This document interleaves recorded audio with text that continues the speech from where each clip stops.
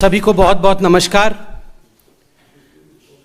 बड़ा ही दुखद विषय है कि 24 घंटे के अंदर हिंदू धर्म के ऊपर 3 बार प्रहार होता है कांग्रेस पार्टी के द्वारा। सलमान खुर्शीद, अलवी साहब और अब स्वयं उनके सबसे बड़े नेता राहुल गांधी द्वारा। कल भारतीय जनता पार्टी ने सलमान खुर्शीद जी के किताब के ऊपर जब प्रेस कॉन्फ्रेंस किया था तो उस प्रेस कॉन्फ्रेंस में कहा था कि सोनिया जी और राहुल जी इस पर जवाब दें, सफाई दें। और आज आपने देखा है कि किस प्रकार से एक वर्चुअल कॉन्फ्रेंस के माध्यम से राहुल गांधी जी ने सलमान खुर्शीद के वक्तव्य के ऊपर, सलमान खुर्शीद जी के किताब के ऊपर अपनी सफाई रखी है। और उस सफाई में उन्होंने हिंदू धर्म के ऊपर और हिंदुत्व के ऊपर जिस प्रकार का प्रहार किया है, इसमें कोई नया विषय नहीं है। यह कांग्रेस का और गांधी परिवार का चरित्र रहा है कि जब भी उनको मौका मिलता है तो हिंदू धर्म के ऊपर प्रहार जरूर करते हैं, अवश्य करते हैं। भगवान श्री राम के ऊपर अविश्वास जरूर व्यक्त करते हैं।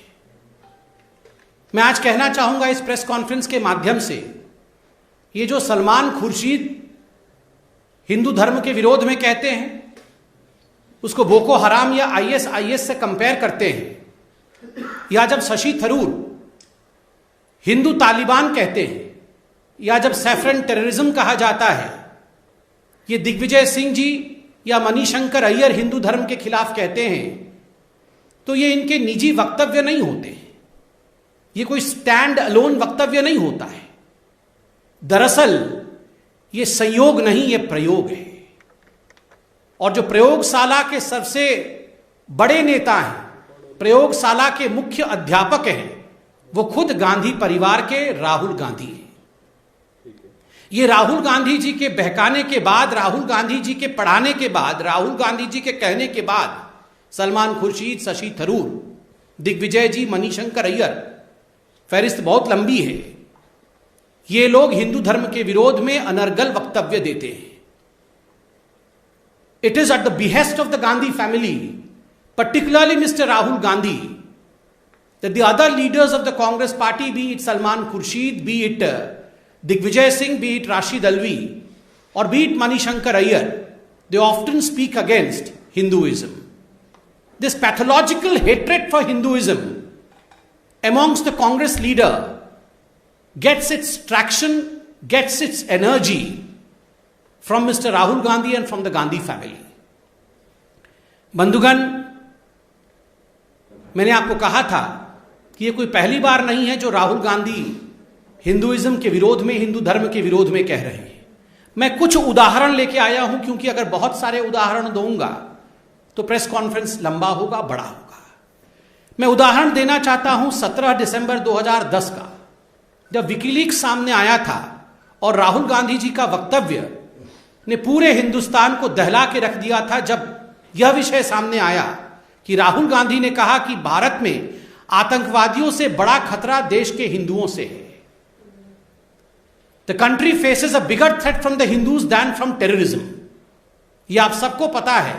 जब हमारी सरकार नहीं थी उस समय यह पूरा विषय खुलासे के रूप में सामने आया था। हिंदू पाकिस्तान, हिंदू तालिबान, यह शशि थरूर जी का वक्तव्य था 2028 के जुलाई माह में। ठीक उसी प्रकार पी चिदम्बरम जी ने 25 अगस्त 2010 को पहली बार सैफरन टेररिज्म, भगवा आतंकवाद शब्द का प्रयोग किया था। यह अनायास ही नहीं किया था, यह कोई संयोग नहीं था जो उन्होंने प्रयोग कर लिया और बाकी कई नेताओं ने उसके पश्चात सैफरन टेररिज्म का प्रयोग किया। यह बहुत ही सोचा समझा और कहीं ना कहीं एक षड्यंत्रकारी जाल बिछाया गया था गांधी परिवार द्वारा। और हमें वो भी याद है जब हमने टीवी में डिबेट्स किए थे, क्योंकि इनकलाब नामक एक बहुत बड़े उर्दू अखबार ने राहुल गांधी जी का वक्तव्य छापा था, हां हम मुसलमानों की पार्टी है। ये सब बातें छुपी नहीं हुई हैं, ये जनता के सामने है। बंधुगण, मैं आपको यह भी याद दिलाना चाहूंगा, जब राहुल गांधी जर्मनी में जाते हैं और जर्मनी में उन्होंने किस प्रकार से भारत की मूल संस्कृति, भारत की सभ्यता के खिलाफ उन्होंने वक्तव्य दिया था। उन्होंने कहा था कि भारत में महिलाओं के खिलाफ जो अत्याचार होते हैं उसकी वजह भारतीय संस्कृति है। भारतीय संस्कृति के कारण महिलाओं के ऊपर अत्याचार होता है। आपको यह भी याद होगा कि एक ऐसा वक्त था जब राहुल गांधी जी ने कहा था, मंदिर जाने वाले लड़कियां छेड़ते हैं, और मैं लिख के लाया हूं, हिंदू धर्म में मंदिर जाने वाले लोग लफंगे होते हैं। राहुल गांधी इलेक्शन से ठीक पहले जाते हैं मंदिर, वो वोट मांगने चाहते हैं, वो वोट की राजनीति करने चाहते हैं, और यहां वो कह रहे थे मंदिर जाने वाले लफंगे होते हैं और लड़कियां छेड़ते हैं। दुख के साथ आपको यह भी याद होगा, यह वही पॉलिटिकल पार्टी है जो आज नफरत की बात कर रही है, विचारधारा की बात कर रही है। यह वही पॉलिटिकल पार्टी है 2019 के चुनाव से पहले भगवान श्री राम के मंदिर पर सुप्रीम कोर्ट में सुनवाई न हो उसके लिए भरसर प्रयोग किया था, उसके लिए भरसर प्रयास किया था। उनके पार्टी की तरफ से यह भी कहा गया था, जो उनके पार्टी के दिग्गज नेता हैं उनके तरफ से भरे अदालत में यह कहा गया था कि मिलॉर्ड, ये जो सुनवाई भगवान श्री राम के मंदिर के लिए हो रही है, इस सुनवाई को टाल दिया जाए, 19 के चुनावों के पश्चात ये सुनवाई। भगवान राम के अस्तित्व को लेकर किस प्रकार से सोनिया गांधी जी के पार्टी ने एक एफिडेविट दिया था जिसमें भगवान राम को काल्पनिक बताया गया था, यह भी हमसे अछूता नहीं है, यह भी हम जानते हैं। आज बड़े दुख के साथ मुझे कहना पड़ रहा है कि आपने कहा कि आपने उपनिषद पढ़े, राहुल गांधी जी ने उपनिषद पढ़े। राहुल जी, इस प्रेस कॉन्फ्रेंस के बाद छंदोग्य उपनिषद ऐसा नाम तक उच्चारित करके दिखा दीजिएगा। उपनिषद पढ़ा है आपने? हिंदुस्तान का कॉन्स्टिट्यूशन पढ़ लिया हो तो वही काफी है। हिंदुस्तान के कॉन्स्टिट्यूशन में, संविधान में यह प्रयोजन ही नहीं है कि हम वैमनस्यता फैलाएं। आपने आज जिस प्रकार से हिंदू धर्म और हिंदुइज्म के खिलाफ बोला है, this is against the basic tenants of Indian constitution. आपने ना ही भारत का संविधान पढ़ा है और उपनिषद तो बहुत दूर की बात है। आप केवल उपनिषद के नामों को उच्चारित करिए, यही हमारे लिए बहुत होगा। मुझे याद आता है हमारे अटल बिहारी वाजपेयी जी की वो कविता। आज राहुल जी ने हमारे मन को, देश के 130 करोड़ जनता के मन को ठेस पहुंचाया है हिंदू धर्म के विरोध में कह के। उन्होंने कहा कि हिंदू धर्म के लोग दूसरों को मारते हैं, काट देते हैं, हम सिखों को, बाकी लोगों को मारते हैं। ये घृणक शब्द है, ऐसे शब्दों का प्रयोग नहीं होना चाहिए। राहुल जी, आपने शायद अटल जी की कविताएं नहीं पढ़ी होंगी राहुल जी, मगर हमारे परम आदरणीय अटल जी की कविता की एक पंक्ति में पढ़ के आपको सुनाता हूं।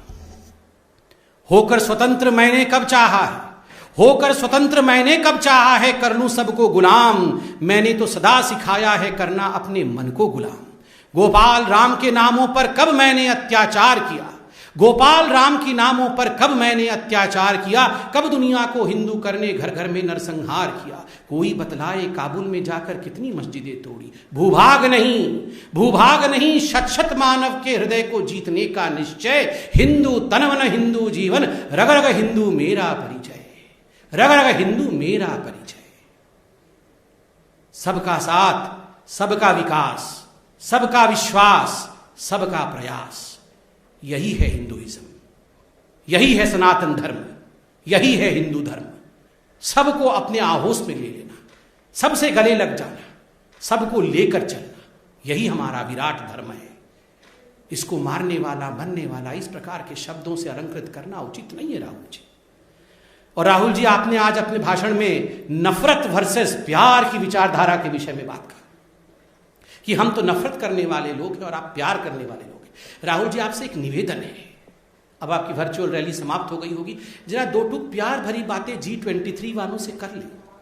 बहुत टमाटर से मारा आपने कपिल सिब्बल जी को, थोड़ा सा बुला करके प्यार से चाय पिला दे। अभी हमने टेलीविजन चैनलों के माध्यम से देखा है, सचिन पायलट और गहलोत जी के बीच में सब कुछ ठीक नहीं है। उन दोनों को बैठाकर भी जरा प्यार की भाषा का प्रयोग करवाएं। वहां छत्तीसगढ़ में भी भूपेंद्र बघेल और सिंहदेव जी के बीच में सब कुछ ठीक नहीं चल रहा है, वहां भी प्यार फैलाएं। और सुबह सुबह ही आज हमने देखा नवजोत सिंह सिद्धू जी फिर से चन्नी जी के ऊपर हमला कर रहे थे, वहां भी प्यार की आवश्यकता है। मुझे लगता है राहुल जी, हिंदू धर्म पे हमला छोड़ करके आप अपने पार्टी के अंदर प्यार फैलाने की कोशिश करें। जहां तक हिंदू धर्म के खिलाफ बयानबाजी करने का जो ये सिलसिला कांग्रेस पार्टी में है, हमें पता है आपका पूरा परिवार, ये गांधी परिवार, हिंदू धर्म को चाहता नहीं। You have a pathological hatred against Hinduism. पर ईश्वर के लिए, राम के लिए कम से कम उसे प्रदर्शित तो ना करें, कम से कम घृणा फैलाए तो नहीं। और अंत में मैं सिर्फ इतना ही कहूंगा, ये रोज रोज जो आप राहुल जी सावरकर जी के खिलाफ जहर उगल रहे हैं, गांधी वर्सेस सावरकर करने की कोशिश कर रहे हैं, महान विभूतियों को विभक्त मत करिए, उन्हें भिन्न भिन्न करके मत देखिए। इन महान विभूतियों ने हमारे देश को स्वतंत्रता दिलाई। सावरकर ने गांधी के लिए अच्छा कहा, गांधी ने सावरकर के लिए अच्छा कहा, और ये सारी चीजें पुस्तकों में लिखी हुई हैं, आप पढ़ सकते हैं। मुझे कष्ट होता है, आप महाविकास आघाड़ी उस सरकार के हिस्से में हैं, महाराष्ट्र में आपकी सरकार है, और सावरकर जैसे हिंदुस्तान के गौरव के ऊपर, एक मराठी मानुस के ऊपर, जिस मराठी मानुस ने पूरे हिंदुस्तान में अपने ओज के कारण, अपने वीरता के कारण नाम कमाया है, आप उस मराठी मानुस पे रोज हमला करते हैं। और मुझे आश्चर्य है कि कुछ पॉलिटिकल पार्टी जो महाराष्ट्र में आपके साथ गठबंधन में है, वो आपकी बातों को सहते कैसे, इनसे सवाल क्यों नहीं करते हैं राहुल गांधी से। आज सिर्फ इतना ही कहना था, और मुझे दुख होता है जब आप अपनी इन ओछी बातों में भगवान शिव, हम सबके आदरणीय गुरु नानक देव, कबीर जी, इनको लेकर आते हैं। आपका यह कहना कि भगवान शिव हमारे विचारधारा को मानते थे, महायोगी अनंत योगी के लिए इस प्रकार के शब्दों का प्रयोग करना कि कांग्रेस की विचारधारा को भगवान मानते थे। पहले आपने कहा था ये जो कांग्रेस का हाथ है, ये गुरु नानक देव जी का हाथ है, ये भगवान राम का हाथ है, भगवान शिव का हाथ है। मुझे लगता है ये विचारों के साथ खिलवाड़ है। बहुत बहुत धन्यवाद। राहुल गांधी जी से क्षमा याचना करवाने की मांग भी रखना, अन्यथा होगा, क्योंकि यही उनका ध्येय है। ये आज जो 100, 200, 300, 400, 500, पता नहीं, नंबर भी फिक्स नहीं है उनके मन में, कितने लोगों को ये वॉलंटियर के रूप में भेजना चाहते हैं, 100, 200, 300 या 400 या 500, ये कितने भी लोग आप भेजने वाले हैं, आप इन वॉलंटियर्स के माध्यम से हिंदू धर्म के विरोध में पूरे देश में वातावरण ना खड़ा करें, भगवान राम के खिलाफ किसी प्रकार का वातावरण ना खड़ा करें। हम इतना ही कहेंगे। आपसे क्षमा याचना मांगना मुझे लगता है व्यर्थ होगा। बहुत बहुत धन्यवाद।